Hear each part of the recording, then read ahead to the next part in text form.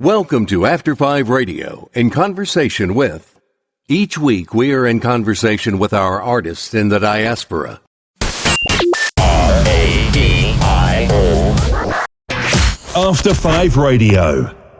Right here. So, welcome to After 5 Radio, your favorite online radio station, showcasing Zimbabweans in the diaspora. I am your host, aka the Hype Lady, Miss ThandoAmy, coming to you live all the way from Canada. And joining me today, guys, is if you do not know this guy, I do not know where you live, or maybe you live under a cave, but he is a humanitarian, rough cut studio owner and recording multi-platinum selling South African reggae / hip hop artist, Mr. Dada. Please do help me welcome Mr. Dada. Welcome again, Don.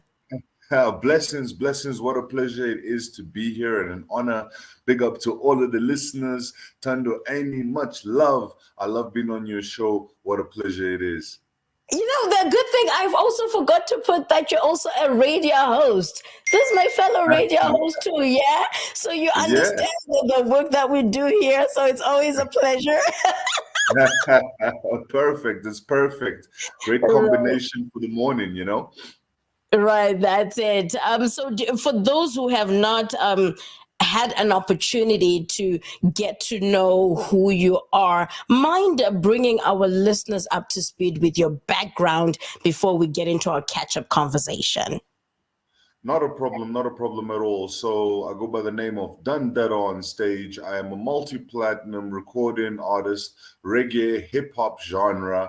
I have 3 official Mandela songs under my belt, one of the very few artists in the world that has that amount of Mandela songs under the belt. Thank you very much. As well as being the second Rasta man, following in the footsteps of the great man himself, Robert Nesta Marley, to perform on the inauguration stage of now Zimbabwean President Emmerson Mnangagwa. What a pleasure and honor it has been, as well as the first Southern African artist to be distributed by Bob Marley's Tough Gong International, performing at Bob Marley's house for the birthday celebrations.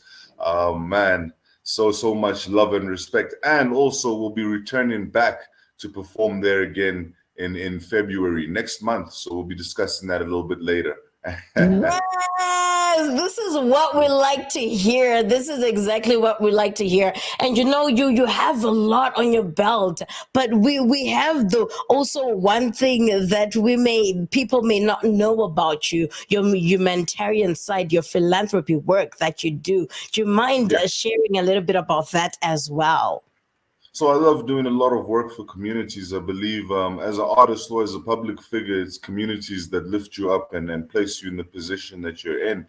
And so I believe that we should always go back and do work for all of these communities that have helped to build us. We should help to build and shape them as well.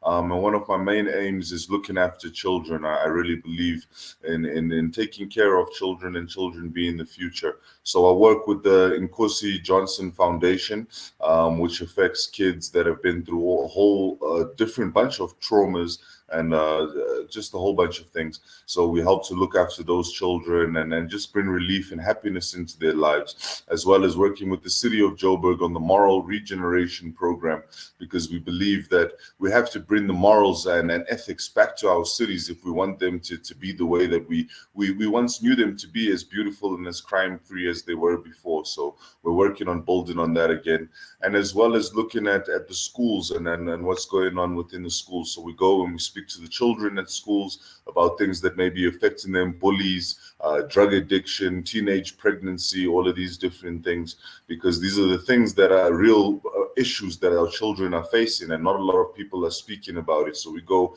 and we speak to them and try and give them a guidance that can lead them to a better lifestyle that they're seeing around today. Ooh, that is phenomenal and a lot to take in. It's like I was thinking as you were speaking, how do you manage your time having to be, doing radio, doing music, and all this philanthropy work? How do you manage your time? Well, I think everything slots into itself perfectly. Everything has its own space that it naturally finds. Mm. Music is always there for me. It's something that no matter where I am, I'm busy with music. I'll be writing music, creating music, listening to music, reviewing music. So I'm busy with that all the time. When it comes to the work with the kids, that also slots in naturally and perfectly because it doesn't actually feel like work, if I can put it like that. It Mm. doesn't. It's not something that I feel demands a focus of a piece of my schedule. It's just natural. I love to be around the children and spending time with them, and they have schools and they have all the things that they have to fulfill. So when they have free time is usually when I have free time over the weekends. So it works out perfectly, and we link up together and spend time together. And then when it comes to radio and so on, radio also works out perfectly because that's also on the weekend. So, for example, I'm speaking to you right now, and then later on, and this is 7 o'clock in the morning. Later on in the afternoon, at about 12 o'clock, that's when I do my show. So I got a whole nice space between over there in the morning, just leading up to that, and then it ends at 2 o'clock, and from there I can go and I'm back into the studio and I'm doing other work. So I think it's just I've been blessed in such a lovely way that everything can just fit into each other like pieces of a puzzle, you know. Right. That is so phenomenal and great. Your work ethics is, you know, phenomenal. And I know a lot of people with me, I also have a tight schedule to the point that a lot of people are like, at what point do you do this? You need to rest. But when it's something that, like you said, everything fits in together, you don't Yeah. see it as pressure, you don't see it as work, everything is timed together. And hearing you say this, I hope some people will understand when I'm saying I am doing this and doing that. But then at what point do you also make time for family? Because we also need to cater to our social life as well, right? 100%, 100%. And I feel that that's also fits in so perfectly, so naturally, because I work with my family. So my mom Yep. is my management and my PR. So I'm Nice. with her 90% of the time. My father is my road management, so I'm also with him most of the time. My daughter stays with me. She's got school and all of those things. And when she comes from school, she comes straight home. She's my studio's at the house as well, so she'll be doing her homework in her room or in the dining room, and I'll be downstairs in the studio and so on. I stop studio at about 5, 6 o'clock. Come upstairs, start the cooking. I'll be with her from then onwards, finding out how the day is, and then so on, and then just repeat the cycle. So I think it's about finding a schedule that works for you. You know, if you can find something that works for you, then it makes things a lot easier. And like you said, if you're not stressing about it and rushing to put things together, and it feels natural, then it's a easier thing. So I've just been blessed that everything just comes together so easy so far. Right, that is awesome. And so, from the last time that we got to hang out to now, what has Don been up to? What have you been up to? You have a lot going on. I know that we have new music that we've actually played one of it, and we're going to play another one in the last hour where we get our new submissions. But what else have you been working on? Do we have any collaborations that we need to, listen to or share with our, radio station listeners, viewers, as well as, everybody that tunes in to the station? Well, right now, I've been working on a very major project. It's quite a huge project. It's a double album that I'm working on, and it's actually taking me into a new realm right now. As I said in February, we're hoping to be in Jamaica, Reggae Month. That's the vibes, performing for the whole month out there. So we're hoping to also be working on the album out there and concluding a lot of the features that we've been in discussions with and so on. Right. But beyond that, I've been doing so much working with the city of Joburg, as I said, has been taking up a lot of time. That's something that we've we've really been putting a lot of effort into, because there's just been so much going on within the communities that are around us. As we're talking about the bully, the teenage pregnancy, there's just been so many crazy things going on, and we're trying to, bring a bit of calmness. I think as an artist, one of the main things that you have to also do is, as I said, look at your fan base and find a way that you can give back to them, and find a way to give value to people, not just with your music, but with the things you're doing. So that's what we've been really focused on, is giving value back to people. But the album is coming along so amazingly. It's so beautiful. And as soon as it's ready, I know that you guys are going to be one of the first people that hear it. So I can't wait for that. I can't wait for that.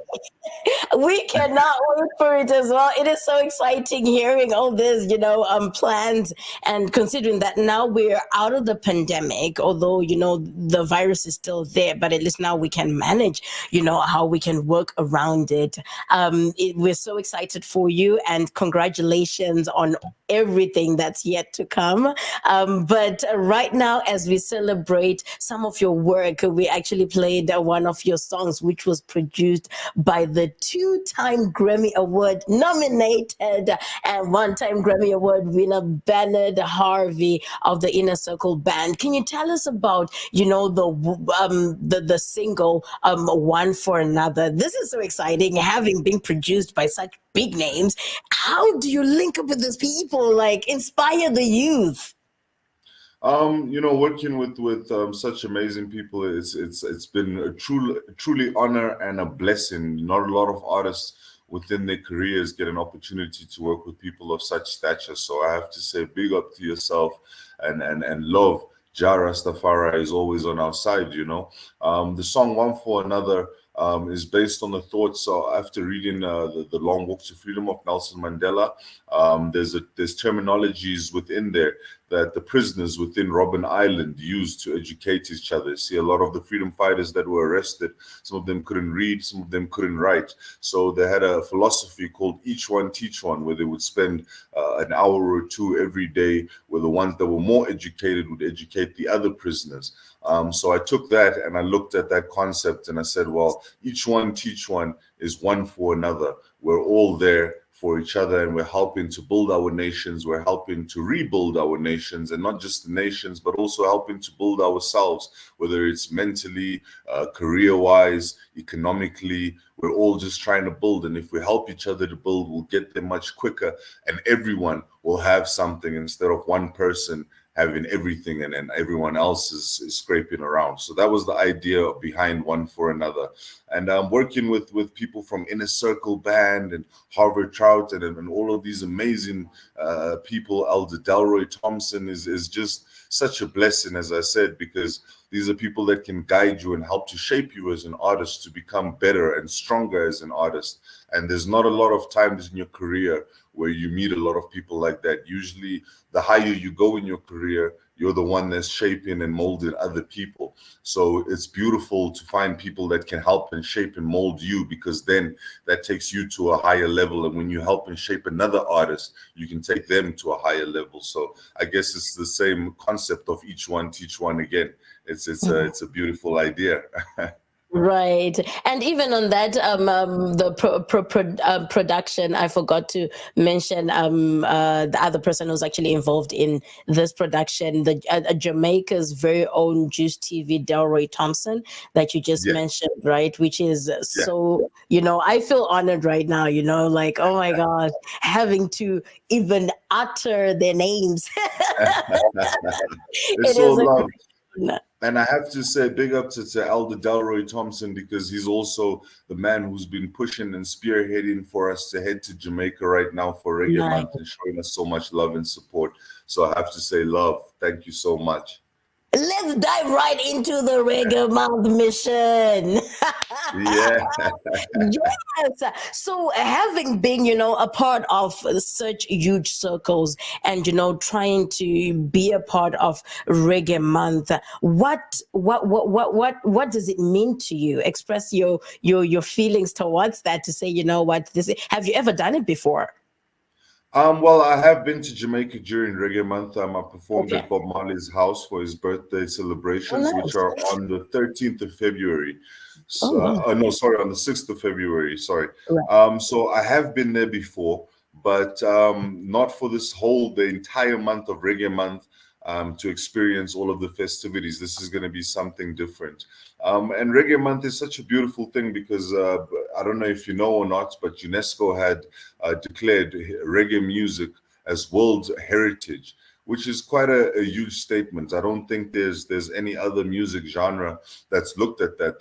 That's it means that reggae music is a music for the whole world to listen to inherit. This is our culture as human beings. That reggae is our music. That's what UNESCO is saying. And I think that is so fascinating and it's such a beautiful concept because I've never heard that of any other musical genre. Every genre, I mean, music on the whole is considered for entertainment. People don't really look at it as cultural, but to say that one type of music is human culture is an amazing thing, and to go and be a part of that is even better. And then to think that Jamaica is considered as the sixth district of Africa, and then the reggae music has its roots from Africa. That makes Yeah. it even that more powerful. It shows the potential of what we have done from Africa and what we're currently doing and going to do. It's such a beautiful and powerful thing. So I'm honored to be invited and to hopefully be a part of Reggae Month and to be a part of history because it'll be very historic for the SADC region of Africa as well. I don't think there's any artist who's gone and performed on all of the platforms during Reggae Month and opening the doors for African artists leading into the future so that more of us can do things during Reggae Month. This is the ideas that we have. So it's going to be amazing and beautiful. And I think it's also beautiful that Reggae Month is also the month is not only Black history, but as I said before, world history. So it's just Nice. so beautiful. And you know what I didn't know, because it always baffled me when I, heard, like, we have a Zim dance hall back home, right, in Zimbabwe. And it Yeah. always baffled me, like, why are people taking the Jamaican culture? And then somebody explained to me, like what you're saying, that, it's a part of the culture, Africa and Jamaica, And I was like, I didn't realize that, right? But then again, it's a part of learning, and also the fact that I am actually now in this industry where you get to listen to music and get to understand what people are singing and why they sing what they sing. And like you say, music has a capacity to heal, even if just for a moment. I found that to be Yeah. a most powerful statement. And I was like, wow, Mr. Dada, we love that. And Thank you. and we appreciate such codes that that people can actually try and understand what music is all about. And so, say maybe like you're saying, you're opening doors also, or this is another way of opening doors for African musicians to also be a part of the festival. How best can, say maybe, our Zimbabweans we're watching right now, we have so many talented Zim dancehall artists, like the likes of Natty O and stuff like that. Who do they link up with to be a part of such a huge moment or celebration as we celebrate Heritage Month? Well, the best thing to do right now is holla at me. I'm the plug. I'm the plug. I'm connected right there, right now. So holla at me. We I'm right like here for you boys. we like that. Yeah. If you're watching, do link up with Mr. Don Dada. If you do not have his contacts, do link up with me so I can hook you up with Mr. Don Dada. That's just how it works, man. Some of these things, that's just how it works. And I am so glad that we get to hang out with you right here. And I see, some musicians were actually tuned in right now. I have my little sister Ruva, such a talented artist who's also still exploring her genre to figure out what it is that she loves, but she is so good and so far everything that she's produced. And we also have Innovative Grand Lunga. So Ruva is actually based here in Canada, and Innovative Grand Lunga is based in the US. And all these people are so talented. And Grand Lunga was actually on our top 10 gospel chart show, once became our number one. So these people are musicians that I know they're watching right now, and this interview is very helpful being helpful to them. So shout out to you guys and thank you so much for tuning. Oh yes, more musicians are coming through. I don't know if you can see them. They're like, can I be a Zim dancehall artist just for a minute, guys? This is a gospel artist as well. So this is Max, is also one of our presenters here on After Five Radio and a gospel artist, such a talented young man. But shout out to you guys and thank you so much for tuning in. But thank you so much, Don, for even opening your, doors to say, you know what, talk to me if you guys want to be a part of it, and there's still time for it, right? So also for people who are actually tuning in right now, we're just hanging out with the talented Mr. Dada, who's all the way in South Africa, where we're catching up, so to speak, because it's not his first time being here, and it has been a while. It was during the pandemic that we got to hang out, right? I believe. Yeah, it was. 21? Yeah. And Yeah. now we're out of the pandemic. So how was it even stepping out, like you do humanitarian work, stepping out from the pandemic situation or years into getting into normality with everybody else? How did you manage to, get back to normalcy, or what you call it? I don't know English like that, but yes. I feel you. Well, Yeah. it's been a very interesting time. It was very interesting. Music was one of the industries extremely hard hit by the lockdowns and so on, mainly because music had moved into a completely digital sales sphere. So the main income that artists were receiving had been coming from performances, and because of lockdown, you weren't able to perform. And even after lockdown, you had social distancing and all of these different things. So it limited the capacities of the venues. So that would also limit your earning potential with how much you could charge and so on and so forth. So it took artists quite a while to get back onto their feet. It was very difficult. I know a lot of them were selling studio equipment. A lot of things was going down within the artistic community. But in general, I think it was difficult for the world, just in general. I mean, for children, 2 years at home and going back and trying to adapt to school, people readapting to work, workplaces changing their policies because they realized that it was perhaps cheaper to keep people working from home. And a whole bunch of different things had to have popped up from all of these lockdowns. So I guess we haven't really returned to what we consider normalcy, because what was normal then is now no longer the case. So I guess we're just adapting and trying to find new footholds and new ways of coping with the new world that we find ourselves in.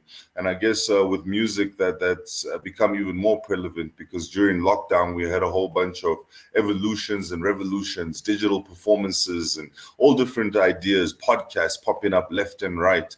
And I think some of them were great ideas, and some of them not so long, some of them not so much longevity has been happening from them. I know a lot of artists, maybe they did 2 or 3 podcasts, they decided, look, this is not for me, I'm not for interviewing people, and they changed to something else.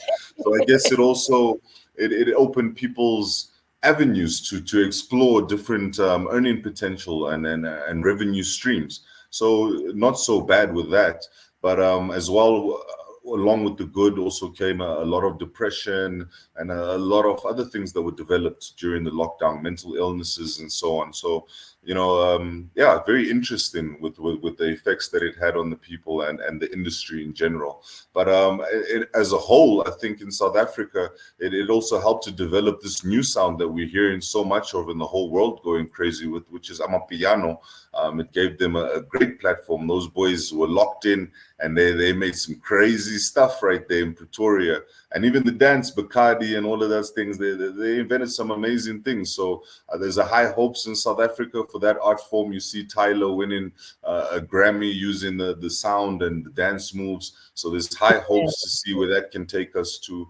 And I think that's where we stand right now. We're in a process of reinventing ourselves and refining the industry. A lot of the artists that we know and love, some of them passed away, some of them retired or just changed from the art form. So we're just refining ourselves, I think. Oh wow, yeah, I totally concur on that one, because we also know some people who eventually just kept quiet after the pandemic as well, like music Yeah. wise. even entertainment, acting, you name it, where you're like, okay, we're these people, right?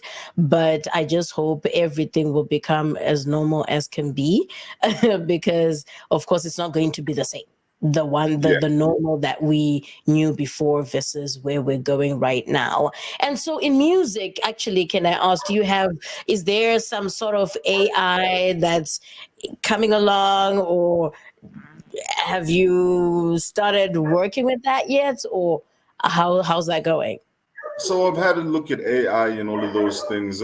It's interesting. It's fun to play with, but I don't think anything can remove from the feelings and the the spontaneity of human invention. When somebody sits behind a computer and they create something, or behind the instrument, you can feel heart, you can feel soul within it. Mm. So it gives it a different vibe. Whereas with AI, it's hollow. It's hollow. So it's just executing commands. It doesn't have the feeling. I Mm. mean, sometimes when you're creating music, even a little mistake on a key here or there, or on a chord, or when you're singing a deviation in your tone or here and there, you'd see it as a mistake, but the listeners would love it, and that could actually make the song sound better than it already was when you're creating it. And with AI, there isn't space for that. It is what it is.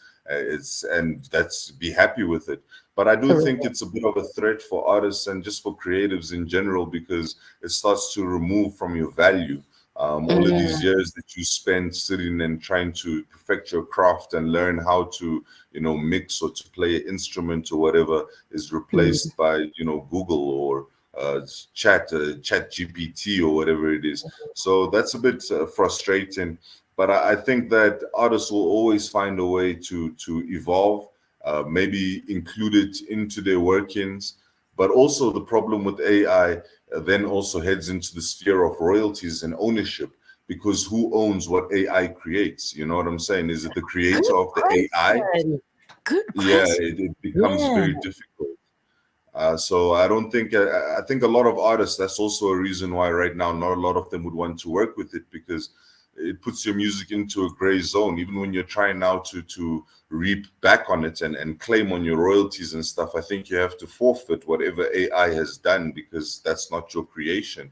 So it Right. becomes a very interesting conversation, and I think that it's going to take them another 2 or 3 years of debating and fighting about it before they even know, is this worth using in music. Whew. Yeah, we're yet to see where the world is going. It's scaring a lot of people, and then again, we can't run away from technology. People are inventing these things for, yeah, their own benefit. I guess it'll benefit a lot of people too. Sometimes, like the lazy ones, and us creators are like, okay, what do we do from here, or how Yeah. can we, be at par with technology, right? Mm. So we have Michelle, who's actually tuned in. Thank you so much, Ricky. She's like, always fun and interesting listening to your interviews, Missy. Thank you so much. She is actually in SA at the moment. And we have Innovative Grant Lunga saying, how can we use AI to advance musicians in marketing their music? Do you think you'd be able to answer that question? Yeah, sure, no problem. So, when you look at the marketing aspect of music, I guess, and right now you're talking about digital marketing. So, digital marketing is a whole nother beast. You're trying to reach people in different regions that you've never reached before. I'm assuming a lot of it will take place on social media, on all those different social media platforms. Unless you've got your own web page, then obviously you'd be more focused on pushing your web page. But you could use AI in looking at strategies. Right now, users and try and create a strategy that I'd mold around what AI has recommended. I wouldn't put all of my marketing into the control of AI, because AI is also, remember, AI has to learn before it executes anything 150% correctly. So I believe that it's still within the learning stages. It's still trying to see what's going on with the music. So it will take your music, it will distribute it onto many different platforms, and perhaps you'll get a lot of views on it.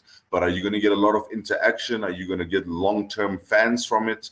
That's going to be the question that I would want to I would want to ask and get the answers from before I put a big budget into AI. So for right now, I would focus on marketing myself, taking AI strategies and implementing that into what I'm already doing, but not fully trusting in AI to push my strategy as yet, because you want to get the most bang for your buck as possible. And I think you're the one who can get the most bang, because people want to interact with something that's live. They want to interact with another human being. When they see that, then they're more drawn into what you're doing. With AI and stuff, people could view it more as spam when it pops up. You know, those irritating adverts when they pop, they don't even view the whole thing. It's just like, oh, snap, fast forward. You don't want to be that guy. You want people to actually view most of your stuff. So Right. incorporate it, but don't fully use it, fully trust it, if that makes sense. Right. No, that actually makes sense, and I hope innovative Grandlunga, your question has been answered right there. And so we also have another question coming from here in Alberta. Are we ready as Africa to jump on the AI wagon? Oh, you missed that answer. That was actually, we spoke about it earlier. Are we Well, ready as Africa? Oh, but as Africa, I guess, or keep it as old school for now. we must always remember, in Africa, we consume music in a different way. So we consume our music using completely different platforms to what the West uses. So with the West, AI is more applicable to marketing to those type of places, your Europes, your Americas, your Australias, because they're the type of those are the nations where they're using those iTunes and Apple Pays and the wallets and all of those digital wallets and all those things. So it's much easier for them to now consume your music once you use those type of things. But in Africa, we're still using old school styles. In fact, if you look at the stats, a lot of the music is still consumed off cell phones that are coming from your network providers. So your MTNs, your Vodacoms, those are the guys that are actually pushing the most music. Your caller tunes, ringtones, we still believe in those things. And AI is not even in those realms. I think that's too old school for AI. So I think, as I said, a combination of both. Use the old school for the African region, and then the new school if you want to touch those outside territories. But always remember that AI is it's still learning, so it has a very wide net. So you're gonna have to manage that net and try and get the most value that you can from it. Don't let people just view your stuff as looking at it like a mini advert, but they have to view your music. I think it's 30 seconds or so before you start looking at any payment from a YouTube or whatever. So you have to focus on keeping the eyes on your music for at least that amount of time. So look at ways that you can captivate and capture people in that little amount of time, perhaps creating adverts, snippets of your music, linking them back to the full track for the sales of your tracks.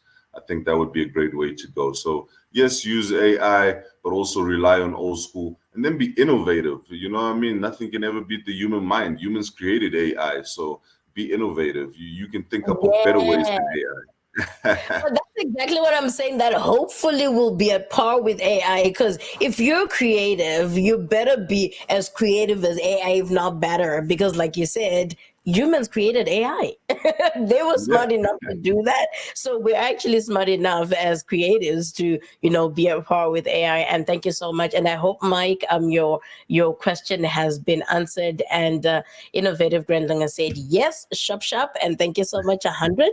And so for the youth, Mr. Dada, if anybody was to come and say, according to you and everything that you've accomplished, where you're going, and in the next 5 years, we definitely want to find out where you see yourself in the next 5 years. But what is your definition of success? Because success is subjective, I would like to think. And yeah. Well, success is not only for myself, but it's to also the people that are around me that I'm working with. So I want to see the upliftment of everyone. I want to see everybody in a better position within what they're doing, and then I think I would be successful, because that would mean that we're helping each other to achieve bigger and better things. I look at a lot of the kids that we're helping. I think would also be successful if a lot of them are. Like, I went to a school that a friend of ours had started about 30 years ago in the township of Tembisa, a private school. And not a lot of people are paying a lot of attention to it because they think that these are underprivileged kids. They think that that area is full of crime and not a lot of them go to school and they're just criminals and this and that. But that school achieved a 97% pass rate for the matric examinations, meaning that 97% of those kids have a school leaving certificate, and most of them are going on into university, which I think is an amazing thing. So for me, success would be to achieve something like that, to influence people's lives in a way that they can go on to do bigger, better, greater things. That would be success. Ooh, that's I hope guys are taking notes. It has nothing to do with himself. It has everything to do with Ubuntu. And we love that. But then, there's one thing I was actually thinking about when you're saying your definition of success. Talk about how the African, not even just African, as Black people, we've always had this whole competition type of mentality. How can we demolish that, or figure out a way of helping each other rather than competing with each other to get to the next level? Well, we first have to realize that there is no competition. You know what I'm saying? Mm, Like, and, mm, and I have this discussion with young artists all the time because when I speak to them, and especially hip hop dudes, you'd be like, yo, what is your goal? And I'd be like, yo, I want to be the best. I want to be the best. I want to be the number one rapper. And you say, okay, but there is no such as the best. It's yeah. subjective. I mean, the best to you is not the best to someone else. One person likes Drake, other person likes Kendrick, one person likes J. Cole. Like there is no such thing as the best. The best is coming home and your family has food to eat. There's no bills that are sitting on people's neck applying pressure. People are happy, they're smiling, they're clothed well. That's the best. You know what I Mm, mean? That is the mm, number one. And no one can ever do that. No one can put you on that platform. You have to do it for yourself. So the first thing to realize is that there is no such thing as the best. And mm, everything that you do is not only for yourself, it's for those around you. You work for your family so that you can look after your family, your kids, and all. So you don't work for yourself. If you work for yourself, I mean, that's cool too. But most people work for those around them.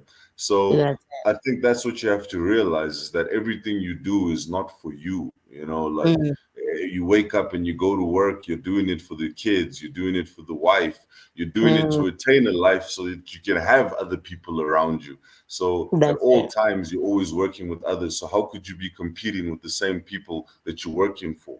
You're Right. working for each other. You can't compete with the people you're working for. Once you understand that, I think it'll make things a lot easier. Then we won't break each other because we'll realize that all we're trying to do is just build. And once you know that, then you pass the brick easier to the next man so he can build as well.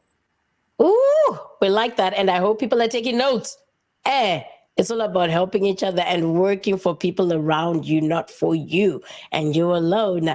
So, after all has been said and done, Mr. Don Dada, with everything that you do, what is the best way or your best way of winding down after a very busy, long, stressful month like we had it into February, where you're going to be traveling and having all those shows? And when you get back, how do you recoup?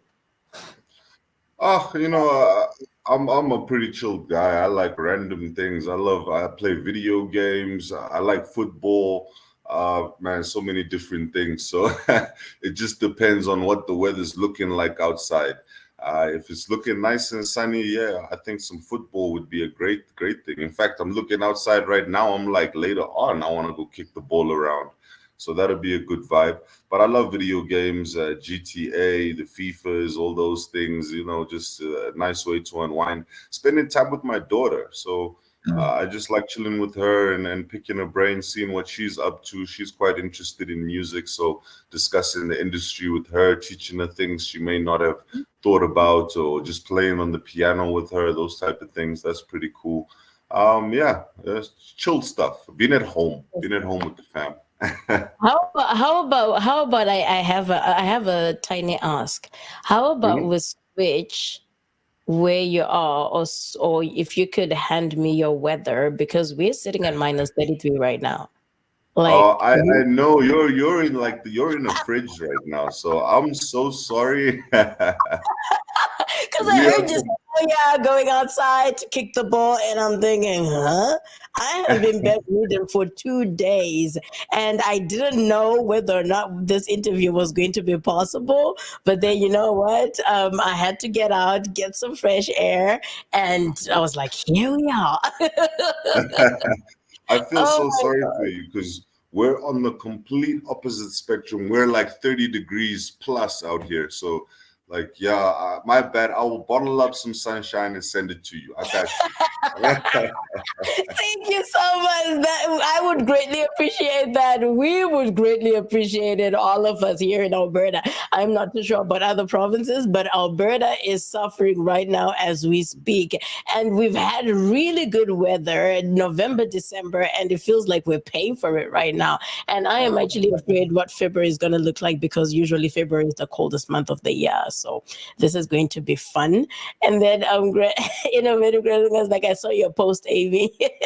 Yes, minus 35, minus 38, and tomorrow is supposed to feel like minus 50. Feel like, I hate those statements. Feel like, say it's minus 50, period. Like, Ooh, why are you saying, yeah, yeah. Mm-hmm. yeah. So I just, If it feels like it, it is.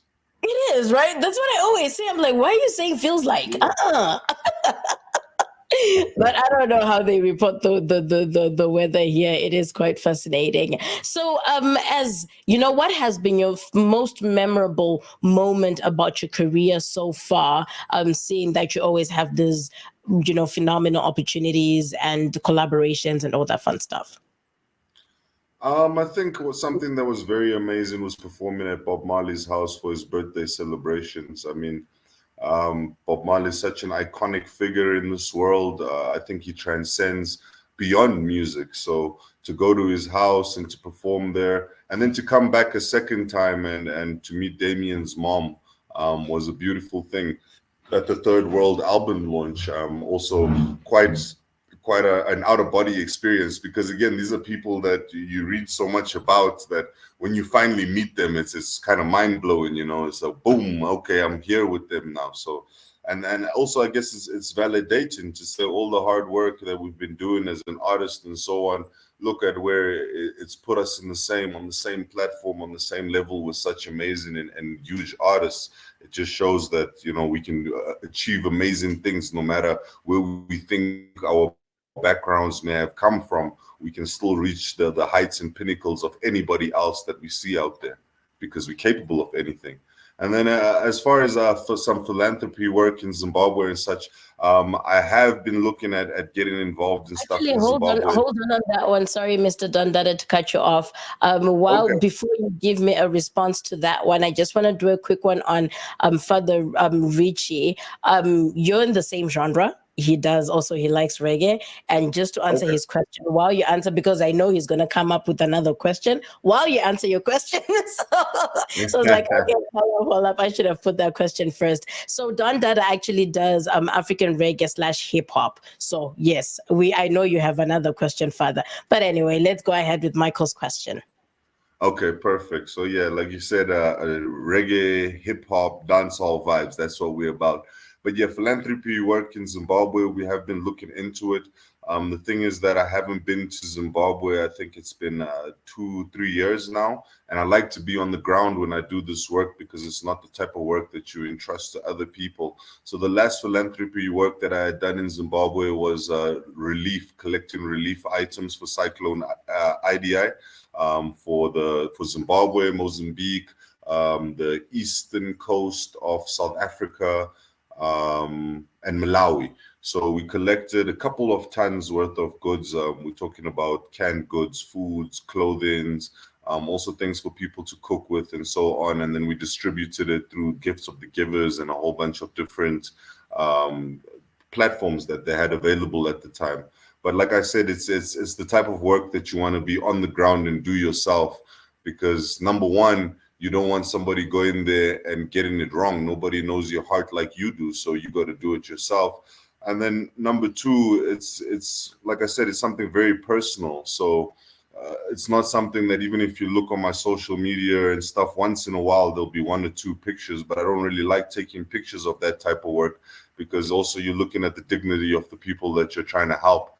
So it's not about doing it for social media likes or whatever you're trying to do. It's just about helping people. So I try and keep it on the low. So yes, I want to do some stuff in Zimbabwe. I just want to be in Zimbabwe when I do it.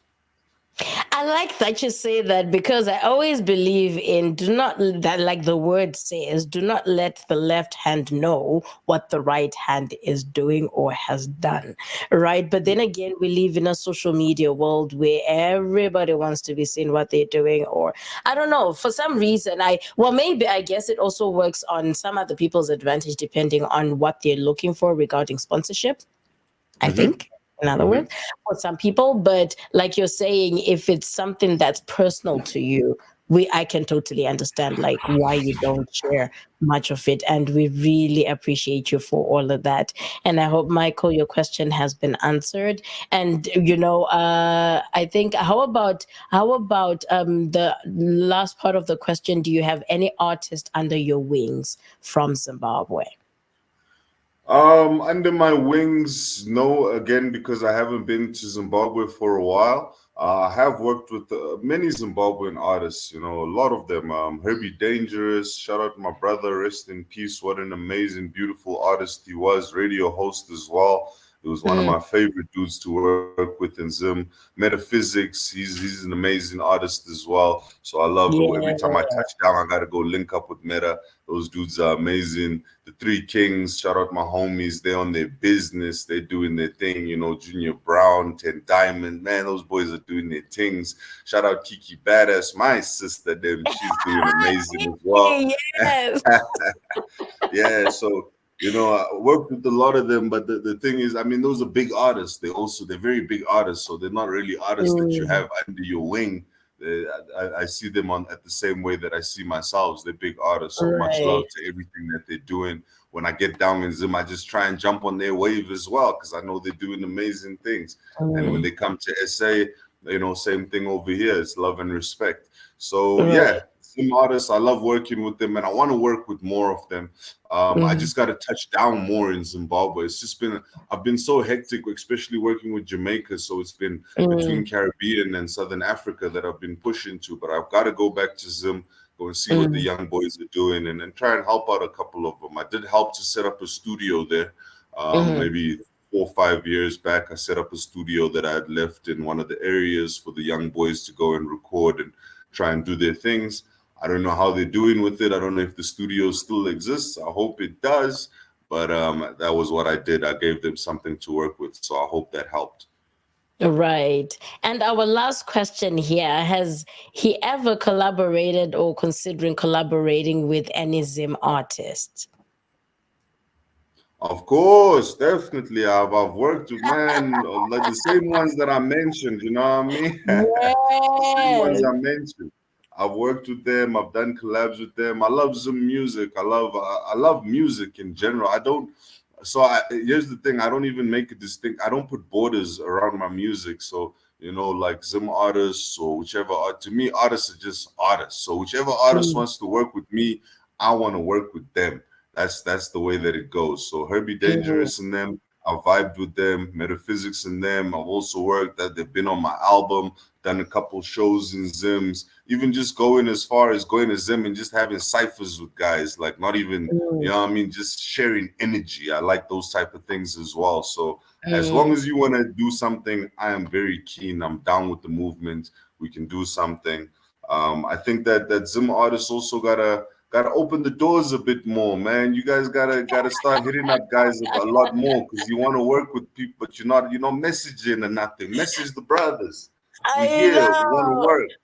I am sure Father is going to reach out to you. That I will tell you right Bless, now. And bless. Father, please do reach out to him if you want. Actually, are you more active on Instagram or Facebook? I always talk to you on Instagram rather than Facebook.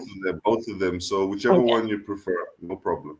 All right, there you go, Father. This is a hookup right there, real quick. At least you're there. And I mean, at least Don Dada is there. If he doesn't respond to you, tell me. and I will bug you. Exactly.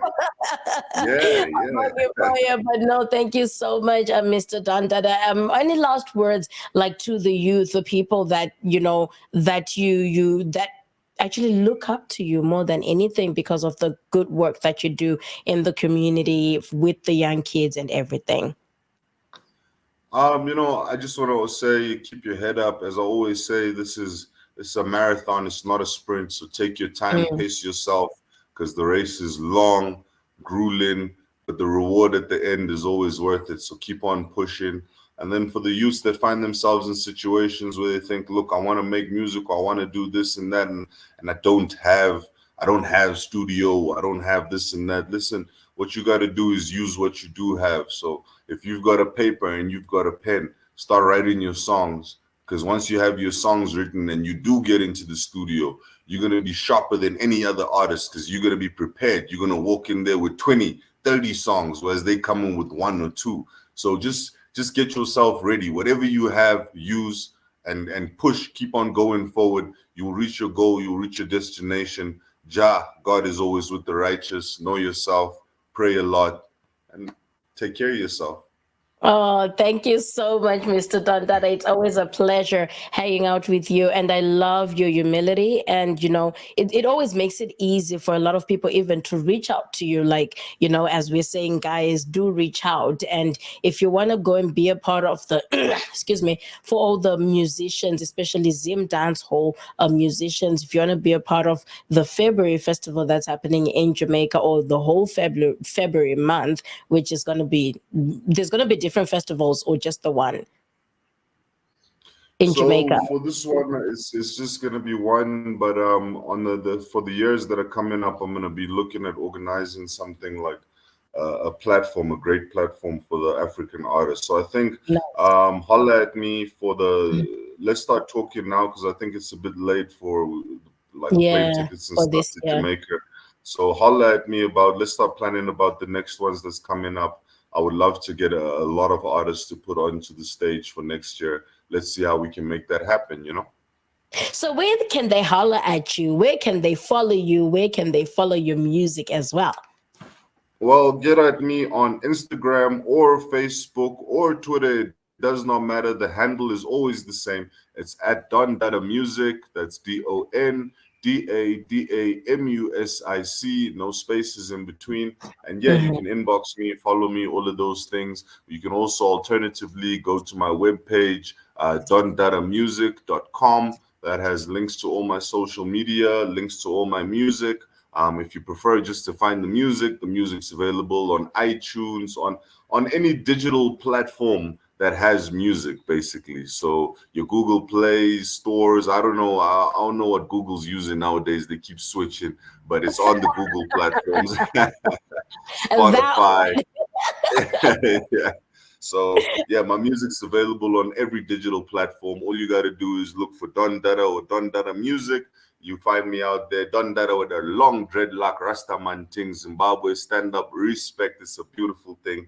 And yeah, I one. just want to say thank you to everyone for supporting me and helping me to get this far.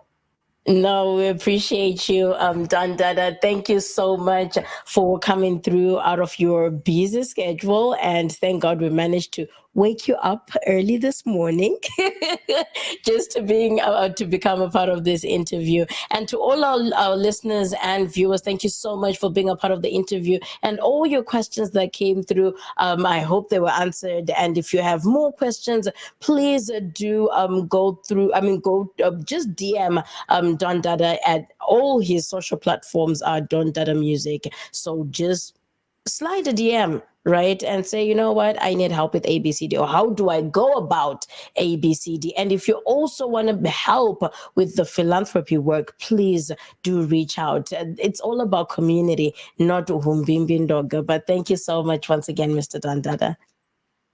Thank you so much. It's such a pleasure being here. Thank you to everyone that's been listening, everybody that's here in the comments. Love and respect. I hope everyone has a beautiful day. Thank you. Awesome. And just the last questions, I'll message you on Instagram. Here's another. I knew. Yes, Father. Thank you very much.